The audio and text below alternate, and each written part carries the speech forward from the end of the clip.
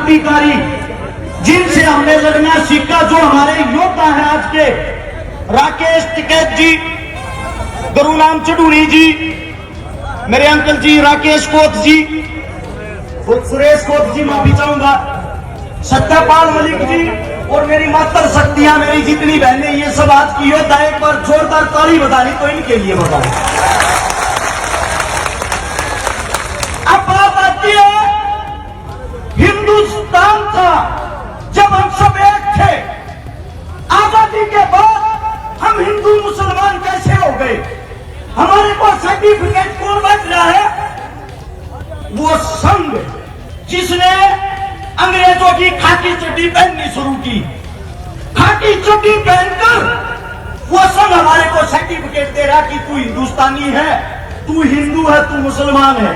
मैं एक बात कहता हूं, अगर किसी के पास हो इस महफिल के अंदर, अगर संघ के अंदर किसी ने कोई कुर्बानी दी हो, संघ वाले किसी आदमी ने आजादी के लिए कहीं खून बहाया हो, उसका नाम मुझे बताना, अपने ऑफिस में फोटो लगवाऊंगा। एक आदमी ढूंढ के बता देना। संघ तो वो बड़ा नंग है जिसने हमारे को अलग कर दिया। अब बात आती है मेवात और मेवातियों की। मेवाती लोग मेव कौन है? सबसे पहले हिंदुस्तान की जो गिनती हुई जनसंख्या की 1971 और 72 में, उस टाइम आप लोगों की गिनती करी गई हिंदुओं में। 1901 में दोबारा से गिनती हुई। आप लोगों को अंग्रेजों ने बोल दिया भैया आप हिंदू नहीं हो, आप तो मुसलमान हो। इनकी गिनती करती मुसलमानों में। फिर 1926 के दौरान, 2526 के दौरान इन पर ठप्पा लगा दिया कि आप सब मॉडर्न हैं। भाई साहब मैं बैठा दूंगा, नच्चू बैठ जाओ, नीचे बैठो, शांति बना लो यार, कमाल कर रहे हो, अपने आदमी प्रोग्राम बिगाड़ोगे। हाथ जोड़कर विनती, आवाज नहीं आनी चाहिए, आप सभी से विनती है।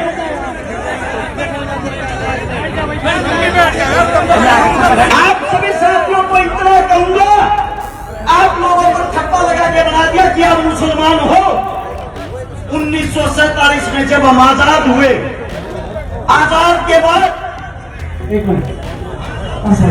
हमारे बीच में एक गुजरों को टोल किट के रूप में इस्तेमाल करते हैं। यहाँ मेवात में एक बड़े भाई, वैसे तो मैं भी आपके बीच में गुजरी था, पर गुजरों की तरफ से प्यार मोहब्बत का पैगाम लेकर उत्तर प्रदेश से समाजवादी पार्टी के विधायक चौधरी अतुल प्रधान जी हमारे बीच में प्रधान जी, प्रधान जी का स्वागत है। वापिस आते हैं मुद्दे पे। 1947 में हमें आजादी मिली। यहाँ से मिट्टी खोद के देख लेना, इस मिट्टी के अंदर हिंदू मुसलमान सिख ईसाई सबका रक्त मिलेगा इस आजादी के लिए। लेकिन उसके बाद ऐसी क्या बात आई कि हिंदू और मुसलमान हमेशा के लिए एक दूसरे के दुश्मन हो गए।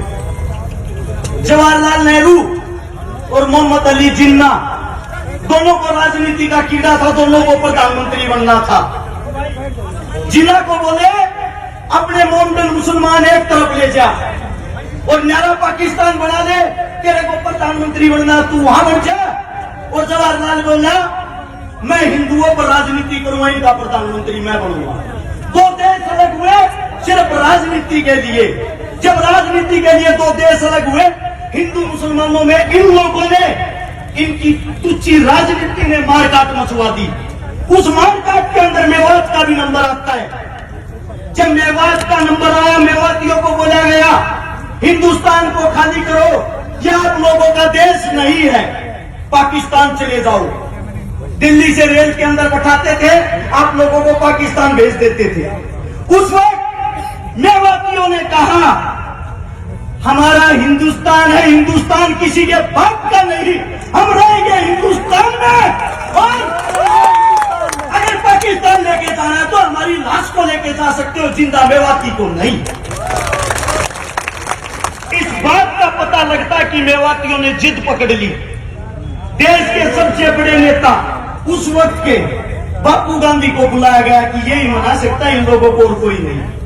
ये हकीले हैं, ये जिस चीज पर अड़ जाते हैं जान दे देते हैं, वापिस नहीं हटते। आपके मेवात नू के अंदर घासेड़ा गांव है, वहां पे बापू गांधी जी आए। गांधी ने आप लोगों को मनाया तुम्हारे को अच्छी सुविधा दिलवाऊंगा, अच्छी फैसिलिटी दिलवाऊंगा, आप लोग यहाँ से पाकिस्तान चले जाओ, वापिस आ जाओगे शांति होने के बाद। ये गांधी के शब्द थे। उसी वक्त एक मेवाती बुजुर्ग ने खड़ा होकर कहा, गांधी जी हमारे को हमारे देश के अंदर मिट्टी दे दो, मिट्टी नसीब करवा दो, वो काफी है, देश को छोड़ के नहीं जाएंगे। ये बात सुनने के बाद गांधी ने ऐलान किया, मेवाती हिंदुस्तान की रीढ़ की हड्डी है और मेवाती यही रहेगा। अब बात आती है, आप लोग पिछड़ क्यों रहे हो? मेवात की खबर पढ़ के देखते हो कभी? हमारी साइड जो अखबार आता है, टीवी आता है, उसमें दिखाया जाता है मेवात मिनी पाकिस्तान है। मेवात के अंदर तो बलात्कार होते हैं, मेवात के अंदर आदमियों को काटा जाता है। हमारी नई यूथ, युवा पीढ़ी उस अखबार को पढ़ती है, कच्छेधारियों की बातें सच मान के उस पर अमल करती है। उनको यह दिखाई नहीं देता इस देश को जो हाल में चला रहा है, सरकार चलाने वाला जिसका नाम है नरेंद्र मोदी, भारत देश का प्रधानमंत्री, जिसकी जो जाति की अगर बात आती है, जिस जाति में उसने जन्म लिया, मैं मोदी साहब से पूछना चाहता हूं, मोदी साहब आप खुल के सबके सामने क्यों नहीं बताते आपकी जाति क्या है? आपने किस जाति में जन्म लिया है? तेली जाति में। और तेली जाति 1947 से पहले मुसलमानों के अंदर आती थी, 47 के बाद उन्होंने हिंदू धर्म में कन्वर्ट किया। अरे आप देश के मुस्लिम परिवार में पैदा होकर या हिंदू मुसलमान करवा कर हमारे को मरवाना चाहते हो। अब बात आती है कमी की। कमी कहाँ है सिस्टम में? कमी है आप लोगों के अंदर, कमी है हमारे अंदर। वो कमी क्या है? भगत सिंह, राजगुरु, सुखदेव लाहौर जेल के अंदर जब फांसी तोड़े जा रहे थे, उसके बाहर, जेल के बाहर लाखों आदमियों की भीड़ थी। सब उनको क्रांतिकारी मानते थे, सब उनको देशभक्त मानते थे। वे लाखों आदमी बाहर चिल्ला रहे थे, इंकलाब जिंदाबाद, भगत सिंह जिंदाबाद। लेकिन एक भी आदमी के अंदर इंसानियत नहीं थी। वहां जितने बाहर खड़े थे, हिंदू, मुस्लिम, सिख, ईसाई खड़े थे, हिंदुस्तानी कोई नहीं खड़ा था। अगर वहां हिंदुस्तानी खड़ा होता, उन सब की ताकत एक होती, वे लाखों आदमी उस जेल की एक एक ईंट उखाड़ते, जेल का नामो निशान नहीं मिलता। और आज भगत सिंह, राजगुरु, सुखदेव तुम्हारे बीच जिंदा होते। वही हालात आज है आप लोगों के लिए। जब हम बोलते हैं, बोलने से पहले तो हर्ष सितारा सबका, बोलने के बाद बात आती है तो जात जाति से है, और जात हिंदू थे ही नहीं। कमाल है भाई, हमने हिंदुस्तान के लिए जन्म लिया, हिंदुस्तान के अंदर जन्म लिया है। हमारे बुजुर्ग हमारे सामने बैठे, हमारे का ताऊ, ये रोज लठक रोड़ा पर जब लठ खावे हैं, इनको बोलते हैं ये तो देशद्रोही है। मैं पूछना चाहता हूं, जब बॉर्डर पर कोई बेटा, कोई बच्चा शहीद होता है, आप लोगों ने उसकी जाति क्यों नहीं दिखाते? आज तक क्या किसी गुजराती बाबू ने सरहद के ऊपर लड़ाई लड़ी है? आज तक क्या किसी गुजराती बाबू ने हिंदुस्तान के लिए शहीदी दी है? अरे लड़े हम, मरे हम, देश को चलाए हम, और देश के राजा वो। आप लोगों के अंदर कमी ये है, आप अपने आप को नहीं पहचानते, आप अपनी ताकत को नहीं पहचानते, आप अपने बच्चों को आगे नहीं बढ़ने देते। ये कमी आप लोगों में। जब आपका बच्चा रोड पे मरता है, 2 आने के तुझ भैये आपके बच्चे को हिंदू मुसलमान बना के मार देते हैं, आप भी उस राजनीति में फंस जाते हो। आप लोगों के अंदर ताकत नहीं है क्या? आप अपने खून को भूल गए क्या? या आप धमकियों से डरने वाले हो? अगर धमकियों की बात करो, मेरी औरत जब मैं घर से निकलता हूं ये कहती है पता नहीं वापिस आएगा या नहीं। मेरी औरत जिसके साथ मेरी शादी हो रही है, उसके पेट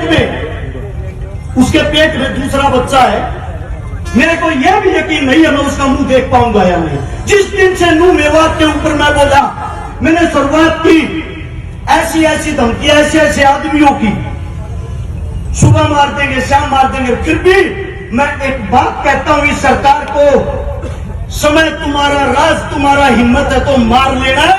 अगर मेरे बुजुर्ग जाग गए, इनका समय आ गया, इन लोगों ने हमारे को ताकत दे दी, हम भागने का मौका नहीं देंगे।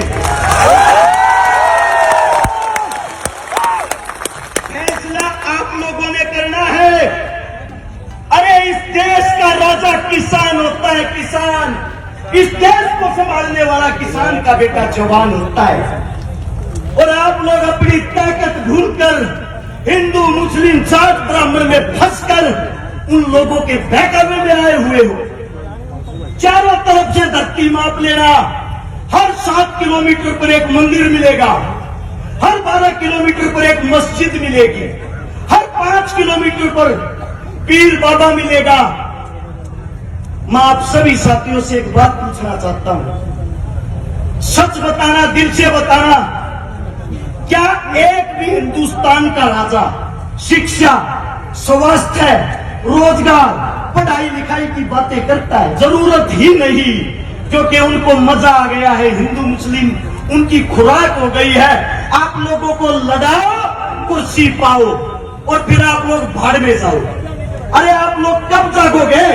मैं आप लोगों से सिर्फ एक बात कहना चाहता हूं, अगर आप लोग इस मेवात की पंचायत को बिना किसी निरीक्षण के वापिस अपने घर चले जाते हो, आपके बेटे, आपके उन बच्चों की उम्मीदें टूट जाएंगी जो आज हमको धमकियां देते हैं। उनकी धमकियां सच हो जाएंगी। और आप लोगों में एक कमी है, जब आप लोगों की कोई लड़ाई लड़ता है उस वक्त तो आप टांग खींचते हो, और जब आपका बेटा, आपका बच्चा मर जाता है तब उसकी आप मूर्तियां बनाते फिरते हो। अरे जीते जी अपने का हाथ पकड़ के क्यों नहीं जीतते, टांग पकड़ना छोड़ के? मैं सभी साथियों से ये कहता हूं, जो भी बुद्धिजीवी बोले वो बातें मुद्दे की करे, हिंदू मुसलमान की करे, नू मेवात की करे, ताकि सरकार को पता लग जाए जो आप भगाने वाली कला सीख रहे हो वो अब नहीं चलेगी आप लोगों की। और एक नारा जोरदार, हम सब एक हैं। मैं बोलूंगा हम सब, आप लोग बोलोगे एक हैं। पता लगना चाहिए कुर्सी के ठेकेदारों को। चलो आप कुर्सी पे बैठ नहीं सकते, उस कुर्सी को हिलाने की हिम्मत तो रखो। हम सब